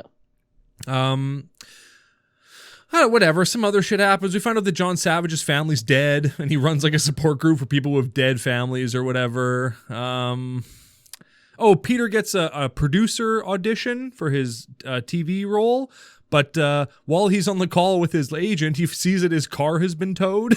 And he's like, oh, frick. Oh, my God. So, go ahead.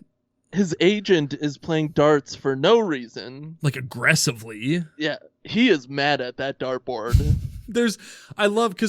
He like hucks a dart, and then we see a close-up of the dartboard as the darts like hit the board.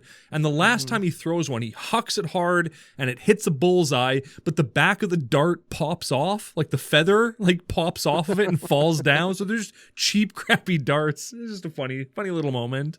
Yeah. Don't need to retake that. No, not at all. He nailed the bullseye. He's not going to nail it again. Good enough. Peter goes to the chop shop to get his car back. Can't afford the money to like get it out of the chop shop, which fair enough. It's like $700 to get it back. So the guy goes, how about I just give you $4,500 for the car and we'll keep it? And Peter goes, sure, that's fine by me. And so he sells his Mustang for, I don't know, $30,000 less than he could have. This is a brand new Mustang. Pay the $600 and then go sell your car. You're fine at that point. If he would have sold his car, they could have paid off the money that they owed for the mortgage for sure. And they could have picked up some Ragu and some creamer from the grocery store too. Creamy, and he made creamies. Can't have coffee without creamies. Like $4,500 is another dumb decision, another slap in the face. Yeah, and because he's a loser. Yeah. Again, I have loser written. So hang on, I'm gonna control F here. I want to see how many times I wrote loser in this. I wrote loser 19 times in my notes, according to this. So he's a pretty big loser. Like 20 shy of what it should be. That's true. Yeah. He hawks his car. They end up having to sell their jewelry, and he's like, "I'm gonna go sell our jewelry tomorrow." And his wife's like, "Our jewelry?" It's like, yeah, that would be one of the first things you'd sell, right? Like, it's just jewelry, whatever. Yeah, and then he asked for her grandmother's jewelry, her gold necklace with the matching earrings. Yeah. And they just lose it on each other. Mm-hmm. Everything melts at this point. Mm-hmm. Yeah, there's a great part where she goes like, I'm not selling my grandma's jewelry. It's all I have of her. And he goes, do you think I want to sell my dad's ring? It's all I have of him. And she goes, well, that's your choice. I go, oof. Ouch, lady. That's hurtful. He already sold his dad's garbage stamp collection. Yeah. Like it all culminates here. All their terrible decisions. Mm-hmm. But it's not what's happened in the past couple of weeks. It's been a whole year of dumb, stupid decisions. Oh, yeah. And they're just dumb, and they deserve to lose their house. And like, don't try to save your house. You're selling everything. You're getting rid of your whole entire life. You're gonna bring this baby into an empty house. Yeah. For this. There's a great line where Peter goes, "You think I wanted to sell my Mustang or my dad's stamp collection?" Which I'm like, I don't know if those are comparable. I don't know if you can say those two equitable things exactly. But anyway, now we go back to the gym where the owner of the gym is like, Peter, you haven't paid me your gym fees in like 6 months. And Peter's like, can I pay you next month? The guy's like, I mean, I guess so. Who cares? It means nothing anymore. And Peter's like, how do you get by? Like, how do you make it work? And then the gym owner drops the best line in the movie here. Do you want to say it? Oh, I thought you had it keyed up. Oh, no, I don't have any clips from this. Sorry. You got to let go and let God. Let's go, let's God, everyone. There it is. The first of many, I'm sure. Mr. Van Dyke himself. Mm-hmm. Dick Van Dyke, the gym owner. He's looking good for almost being 70 years old. Mm-hmm. He's a stout man. He's buff. He doesn't look anything like Dick Van Dyke. He looks great. I would have believed him as Peter more than the other guy. I guess so. You mean Peter? Peter Vincent or whatever his name is. That's not his name.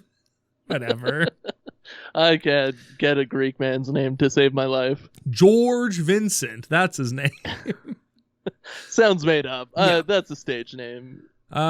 So then the gym owner tells like Peter to trust in the Lord, and Peter's like, I'm not doing that. And then he drops this metaphor on him. Peter, let me ask you.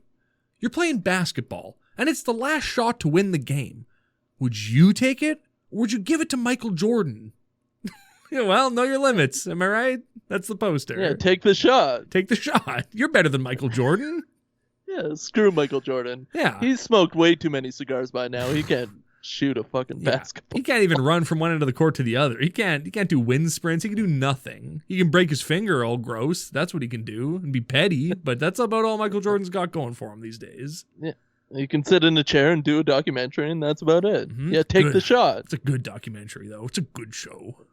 Yeah, it's great. I love it. So then Peter's wife is dying, I guess. She keeps, throughout the movie, she's getting pains in her stomach, which, okay, something's wrong with the baby, but nobody seems to care. And then Peter is like, the day of his producer audition, he like goes to say goodbye, and she's like laying in bed all pale, and he's like, you look pale, and she's like, I'm just tired. He's like, okay, bye. Good luck with that, I guess. Whatever. Can barely utter the words, but he's got to get to his audition. Yep. So but then he like forgot his wallet, so he comes home and his wife is collapsed on the ground. Oh my God. So he rushes her to the emergency room, and the first thing he does is call his agent. And he's like, the agent's like, are you going to the audition? He's like, look, I'm at the hospital. My wife is dying. I don't think I'm going to make this audition. Like, so casual about it. I don't think I'm going to make it. Yeah, I don't think so either, man. I don't think your wife's going to make it. I don't know what you're talking about. Oh no, Peter making crappy decisions. I mean, she's passed out on the floor. He jostles her and then like takes her to the hospital, then immediately calls his his agent. Mm-hmm. At Be Nice or whatever that thing was called. Behave, whatever it was. Oh, behave. Oh, Behive. So, but he's doing right by his wife. He's sticking around. He's going to skip the audition. He's going to stick by his wife. Good for him. That's the right call in that situation. But then the doctor, I was going to say the vet. So then the vet is like, the doctor's like, hey, we need to do emergency surgery on your wife. She's like friggin' dying. And he's like, all right, that's cool. Go for it. That's fine. And all I could think during this moment was like, Peter, these hospital bills are going to be way more than what you owe for your mortgage. They have to do emergency. It turns out she's got an ectopic pregnancy. Is that what it's called? Where the baby gets like stuck in the fallopian tube. Like that's where it develops, in the fallopian tube. And her fallopian tube burst and she's bleeding out inside. And it's like, yeah, she's crammed into that fallopian tube. That's for sure. Not anymore. That fallopian tube is history. Yeah, it's exploding. Yeah. But like, probably for a couple of days when she feels all that pain and does not go see a doctor. That's a good point. Yeah. Cause like it must be so expensive to go see the doctor for this kind of stuff. Like they're going to lose everything because of this. Yeah. It's going to be a couple $100,000. They do not have any insurance. Yeah. Not a hairdresser. That's for sure. But it's fine. Whatever. Yeah. Gives him permission to do the surgery. Then the doctor's like, usually the fetus doesn't survive in this kind of case. And you go, okay, that's fine. But then it's time to let go and let God. Peter, we circle back around to the start of the movie. Peter is in the hospital room. He's freaking out in that room alone. He's at his absolute lowest. He's bugging out. He looks up, and on top of the napkin dispenser is a coffee mug that says, "Trust in the Lord." Such a dumb little sign. Like, there's no light. There's no... nothing special about this moment at all. It's just a stupid coffee cup that says "Trust in the Lord." Yeah. So then Peter lays it all out for God in this moment. He goes, "Last time we spoke, you took away a man from me that I loved dearly, Jeffrey Epstein. From that day, I swore to take matters into my own hands," which is like very threatening. Like, Yeah. is this the golden compass? I'm going to go kill God. That's what my plan is. Yeah, he is demanding of God to show me compassion. Right? To show him some compassion. He's got to ready his fields. Yeah, for rain, but he's not. Yeah. He's just praying for rain. Doesn't he know how God works? You can't just like beg of him to make everything okay. That's not how it works. Yeah, you have to give up your independence and submit yourself fully to him. You have to. You got to plow your fields. Mhm. You got to submit to God You gotta or give Jesus up. or whatever. Whatever. You got to do it. I love how we're learning little tidbits throughout each movie and like forcing them, cramming him into the next movie. I can't wait for like 100 movies in. We'll just be insane. I mean, we'll be theologians by the time we get 100 Oh. movies in. We're going to know the Bible inside and out by that point. At least like the important stuff. Yeah, let go, let God. Yeah. How many loaves of bread did it take? I don't know. 100. Yeah. So Peter's like, "Show me compassion, God. Show me compassion and caring, God." And God goes, "Nah." So then Matt rolls up and is like, "Hey man, they're taking your wife into surgery. It's going to be like 2.5 hours. Why don't you go and hawk some jewelry and go to your audition, and I'll stay here in case your wife dies." And Peter's like, "That sounds like a great deal, bro." As opposed to being like, "Why don't you go hawk this jewelry?" But fine, I'll go hawk the jewelry, whatever. Peter goes to a shady pawn shop to sell his jewelry. They don't take watches though, because it's not right or whatever. Another stupid moment that doesn't need to be at the end of the scene. Oh, how about my watch? Yeah, we don't take watches. Okay. Okay, thanks. This is a pawn shop. Well, so he gives them all of their jewelry, everything, even Ellie's grandmother's jewelry, which she ended up giving to him the day that she was going to die. Yeah, just before she passes out, Exactly. she puts it on the table. And he goes, "All right, I'm going to melt all this down. Here's her wedding ring. Here's both of our, here's her engagement ring and her rock. Here's both of our wedding rings. Here is everything." And the guy melts it all down into a little brick of gold and goes, "Here's, I'll give you $2,400 for this little chunk of gold and that diamond on that ring." And Peter's like, "Okay, fine. Thanks. I guess that's good enough.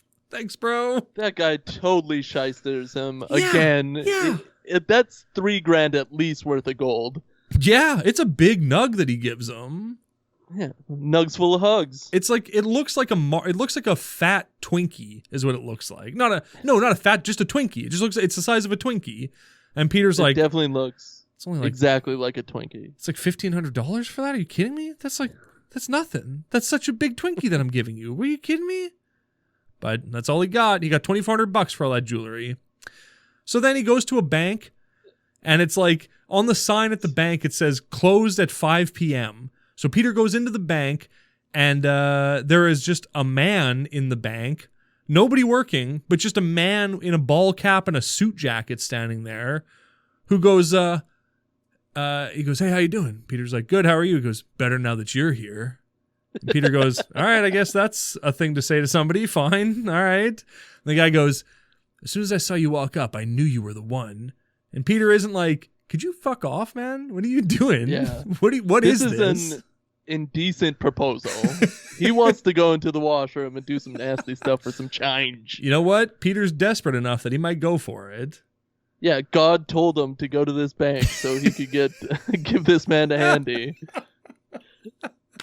God told me that all my years of blowing truckers finally will pay off today. So this, oh yeah, you know what? We totally forgot one important thing that happened earlier. I mean, not really, but when he goes to when he gets the job at the frame store, there's a painting in the frame store of, like John Savage points out, he goes, oh yeah, that painting? That's called Jesus Gives St. Peter the Keys to the Kingdom. And it's a picture of Jesus handing a giant key to a man.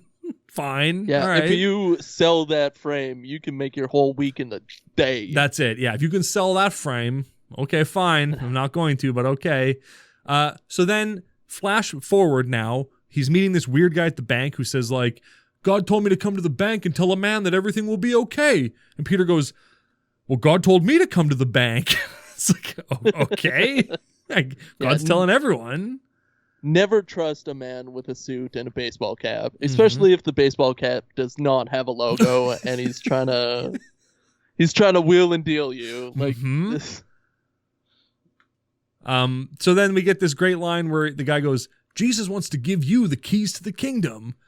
And Peter literally goes, hold on. I just got a job at a frame store and there's a painting there called Jesus Gives Peter the Keys to the Kingdom. Hold on. My name, Peter. There's painting, and I'm Key. My name is Key. You're God? Your name, Jesus. My name, Key. I put it in the Peter. And the guy goes, yeah, $4,000. Here you go. Yeah, that's exactly how. Well, I assumed that he was going to get a heavenly deposit at some point. Well, like I thought. Oh boy. So this old creep's name is Tony. Tony Pepperoni. Tony Pepperoni. And Tony Pepperoni tells him that if he wants to save his life, all he's got to do is hashtag forgiveness. That's all he's got to do. And all will be right with the Lord. That's all. Yeah, he's got to pray with him. It's just some garbage about accepting Jesus as your Lord and Savior. So he does. He says, yeah, I accept Jesus. And he goes, pray with me. And so they pray for a second. Then he goes, mark the time. And Peter goes, it's 5:38. And the guy goes, yeah, exactly. And which never comes up again. Nope. There's no aha moment for Nope. that time or any specific reason to note the time. I mean, I had an aha moment where I went, well, this bank closed at 5. So what are you still doing inside of it at 5:38? How did that happen? Couldn't he have met you outside the bank? Yeah. But man, Lord it's works because in mysterious this ways. moment never happened. Exactly. Yeah, he had a like a brain aneurysm, and he just he just saw this whole thing happen. Yeah, the first clue is when he sees his dad outside of the grocery store, and then the second clue is this guy that's in a closed bank and he's dead. Yeah, exactly. Well, we find that out later, but yeah. Turns out Peter is $1,900 short. They got so close, but he just $1,900 short. You're a loser, Peter. But you sold your entire life for undervalue, and you've come up short, just like we thought you would. Yep, a day late and a dollar short. But his wife survived the surgery, and she's doing okay. I realized at this moment, I like that his wife has acne in this movie. She has acne that's clearly covered up with makeup, but I'm like, I mean, that's that's a real person at least, right? Like in movies, everyone's got perfect skin. Everyone is just this perfectly smooth version of a person, but she's got acne. And I went, that's a nice human touch because whatever. I don't know. It just endeared her to me a little bit. Well, I wouldn't call Peter perfectly smooth in his, that boy needs a haircut. But I agree. I felt like the scenes where she's in the hospital bed post-surgery were actually kind of endearing and, kind of real. Like, he wakes her up and says something about her eyes, and it's actually kind of sweet. Yeah. Well, that line's weird when he goes there's those beautiful big eyes. That's the first thing he says to his wife. Instead of being you're not dead, you're not in heaven. This is real life.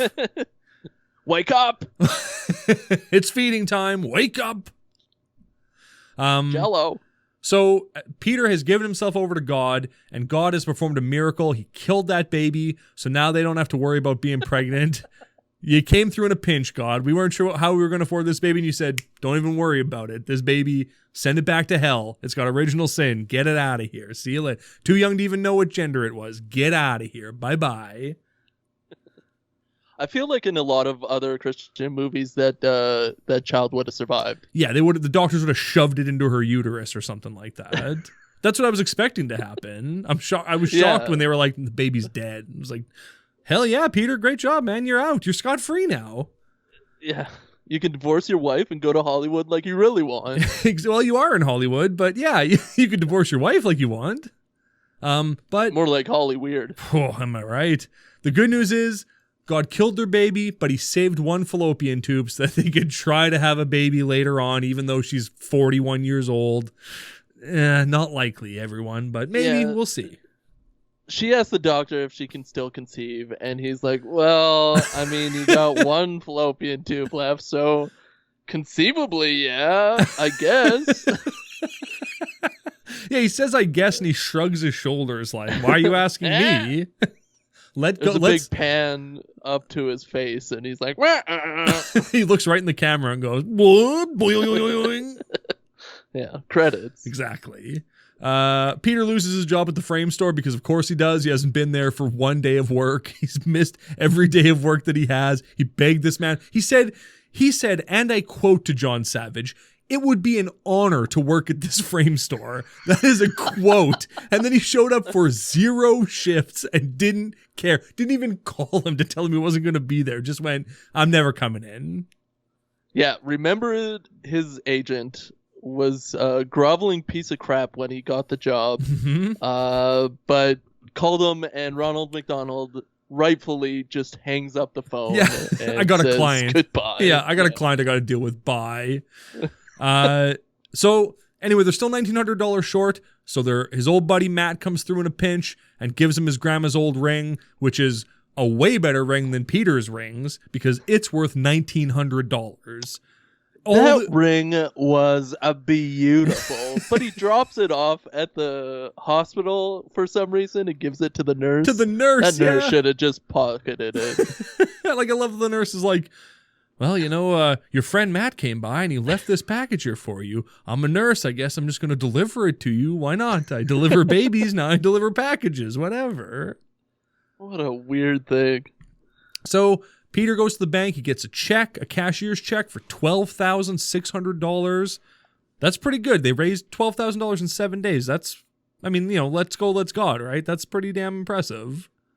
Yeah, he had to bankroll his whole life and get his best friend to give him the only valuable thing that he has except for his face, because he's got it. Matt gave him, in total, $2,300. He gave him $400 for that signed Charlie Chaplin poster. That's a thing that happens. And then he gave him $1,900 worth of a ring. Oof, Matt, you're a good friend. Great friend.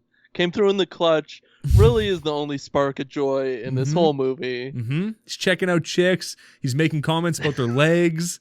He's hitting on... He's loving it. He's loving life. Living La Vida Loca. Exactly. And so he's at the bank. Peter's at the bank. He gets the check and he goes, hey, y'all got a client here. Hey, let me rap with you for a second, lady. Y'all got a client here who wears suit jackets and a blue ball cap? And she goes, are you talking about Tony Baloney? He died a year ago. And Peter goes, well, that can't be him because I talked to him yesterday. And she goes, nah, that guy's dead and in hell, buddy. He's gone. So, holy moly. Turns out Tony was a frickin' ghost the whole time. Yeah, in a closed bank that he definitely didn't get into. Yeah, exactly, yeah. Oh, yeah. Another thing that happens, here's a character trait of Peter that I hate. His cell phone is always off. Everyone is trying to call him all the time, and he's like, oh my God, I didn't even realize I turned my cell phone off all day. It's like, bro, you're an actor, and you're trying to get jobs. Leave your cell phone on. Why is your cell phone always turned off? That's crazy. Yeah, let that ish vibrate. Right? Well, you got it. Peter goes back to the frame shop to try to get his job back. In the middle of begging for his job back, a guy comes in with a painting that I can only describe as puke and goes, "Can I get a frame for my puke painting?" And John Savage goes, "Yeah, no problem. See you later, Peter. Get out of here. I got to frame this vomit." And then he heads off to go frame the vomit. I would describe it as 23rd century abstract. It is futuristic, beautiful art. I mean, all of those words are true. It's futuristic. It's 3008, whereas this podcast is 2000 and late. So, and that frame's gonna cost like $1,000. Yeah, and John Savage is getting all the commission for that. Yeah. So then Peter's miserable wife, he brings her home, and they walk into the house, and like there's a giant painting on the wall. Like that Peter gets the keys to the kingdom painting or whatever is on the wall, and he goes, because he went to John Savage's dead family retreat or whatever, and he went to the meeting. He went to the meeting. Gone Souls meeting or something? Yeah, the Carnival of Damned Souls meeting. Yeah, losing a person is like losing a finger. Yeah, you can still use your hand, but you're always going to miss that finger. Oh my god, you're right. That makes everything so much better. In high school, I had a teacher who blew off 2 of his fingers in a science experiment gone wrong. So, in a way, it's like he lost 2 people that he loved. Well, if I know anything, is science is bullshit. Yeah, for sure it is, yeah. Creationism. God made the earth in 7 days. Well, 6 days. Not by a long shot. He made 6 days, 7 nights, and put it out there for us to enjoy. Harrison Ford, Anne Heche. How you going to fix this plane? I don't know. We'll like glue it back on. Great movie. Next week we're reviewing 6 days, 7 nights. 1997, 6 days, 7 nights. I think I saw that in Drive-In. That's pretty sick. On the big screen, yeah. One time I watched the Arnold Schwarzenegger classic Eraser in the side mirror of my parents' car because it was playing on the screen behind us. I had no sound because they were watching Flipper, and I just watched Eraser in a side mirror, reversed with no sound. So I've seen that movie. Elijah Wood's Flipper? Yeah, the very same one. I would have watched Elijah Wood's Flipper. I love that guy. I mean, yeah, there's a hammerhead shark in it that scared me. Yeah. Anyway, turns out John Savage gives him this painting. He gives him this okay. This is the craziest part of the movie. John Savage gives him Peter gets the keys to the kingdom. He gets keys to the VIP on DVD, and he hangs it up in his house.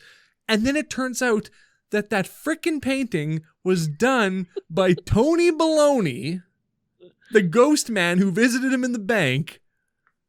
Why? It's so dumb. Why did all that stuff have to connect? I don't understand. Like, structurally, I get this script, but then there's so many little stupid things that don't need to be in there. Yeah. There's supposed to be aha moments. There's supposed to be big reveals, and they just fall flat at every single moment. It all revolves around Tony Baloney, who we meet in the last 5 minutes of the movie. Like, it's nonsense. He should have been like a sub-character in like each scene, like a janitor in the background at the grocery store. Like he should have been the guy that he saw outside the store or something. Like Tony Baloney should have been showing up all over the place as opposed to just being like, God told me I was sitting in my recliner farting and drinking beer and God told me to come to the bank today. Were you or were you up in heaven? Which one was it? There's nothing cool or interesting throughout this whole movie, and he tries to pepper it in, and it all just falls flat. It's so annoying. Yeah. So, but we got to wrap up a few things. Now that he's turned his life over to God, he gets that gig, I guess. Somehow God made that happen. Not his great Greek accent, but he got the acting gig, which is like... It's a part-time acting gig, but because of that, they can now get a new special mortgage so they can afford their mortgage again or something. And he gets 2 days of work that can be a recurring role in the future. If like it appeals to audiences, which it won't. Like it's like a Law and Order type show from the sounds of it, because the scene he comes to read at the producer audition is like him questioning a witness. And well, anyway, we don't need to get into that scene, but like it's just like, what is this show? Why would a Greek man be better at being a lawyer than anybody else? I don't get like why him being Greek is this show set in Greece? In which case, sure, Greek law, fine. That's fine. Greek law and Greek order, great. But otherwise, yeah, maybe this is Greek law and Greek order. Yeah, exactly. I'm Greek Christopher Maloney, and I'm Greek Mariska Hargitay. Maybe that's just Mariska Hargitay. I don't know if she's Greek. That name is insane, so maybe that's Greek. I don't know. Oh, it's such a fun name to say. I will not attempt it for the viewers. Okay, fine. Fair maybe enough. I should. But the movie ends with Peter, his bitch wife, Matt, and his mom all sitting down to eat a delicious meal together. And Matt goes, Peter says, Mom, let me say grace. And everyone goes, oh. Everyone looks into the camera and goes, boing. Yeah, as the audience was just dumbfounded. I couldn't believe my ears. He lets go and he lets God, man. For everyone out there, I could believe my ears. Oh, okay. I wasn't sure. You kept indicating to me like you couldn't hear anything, so I didn't know if you could believe your ears or not. Yeah, that's what you're Visual doing. joke. And then the movie ends with this beautiful line that does my favorite thing in a movie. He goes, and as for Tony, I never saw him again, but I'll always be thankful for the day he helped me make my heavenly deposit. Heavenly deposit. Great. Title card. I love nothing more than when the name of a movie is in the movie. It's the best. Just a bunch of stupid people making a stupid movie. I love when Sandra Bullock goes, we need to slow down our speed to cruise control. Does she really? Yep. All the time. In the first Speed. It's weird. It doesn't make any sense in the first Speed.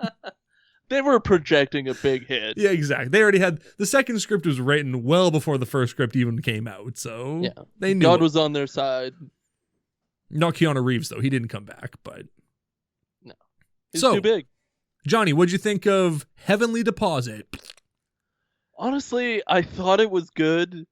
Yeah. When I was writing, I was like, because the editing is a little bit better. The acting, I don't know. But as we were talking about it, I realized how much I hated this film. You understand? And I watched it twice in a row. Yeah. Do you want to tell that story real quick before we wrap things up? Well, I haven't been watching TV all week, so I was really pumped to watch this film.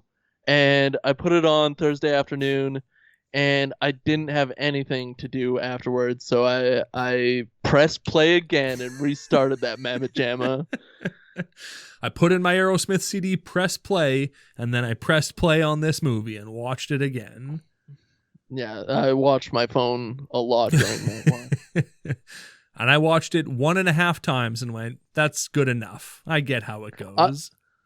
I give this 5 Greek haircuts out of 10. That's good. Yeah, I'll give this 6 Greek breakfasts out of 10. And if you know me, you know what a Greek breakfast is, and it's disgusting. So, what is it? It's when people are getting intimate with each other and a man leaves a heavenly deposit on someone's hairy chest and then another person licks it up. That's a heavenly deposit. That's a Greek breakfast. Did we also talk about how disgusting the title of this movie is? No, we didn't, but it is. And it's stupid. It doesn't really play into what happens in the film at all. Yes, it does. We could have called Tony Baloney shows up and helps him make a heavenly deposit. Of what? His soul to God? Yeah, his free will and testament. Yeah, he submits. Okay. Yeah, he submits. Yeah. Okay, before we saw this movie, I just thought this movie was going to be this dumb Dugan who makes dumb choices, which I hit the nail on the head. You there. nailed it. Yeah. But I thought he was just going to have like $100,000 in his bank one day, and they were going to call that a heavenly deposit, then end of film. You thought it was going to be like a blank check situation. Yeah. Okay. Yeah. That would have been a better movie. Yeah. Oh, blank check? Oh, yeah. Forget about it. Next time we're watching Blank Check. Well, until next time, I love you. I love you. We love you.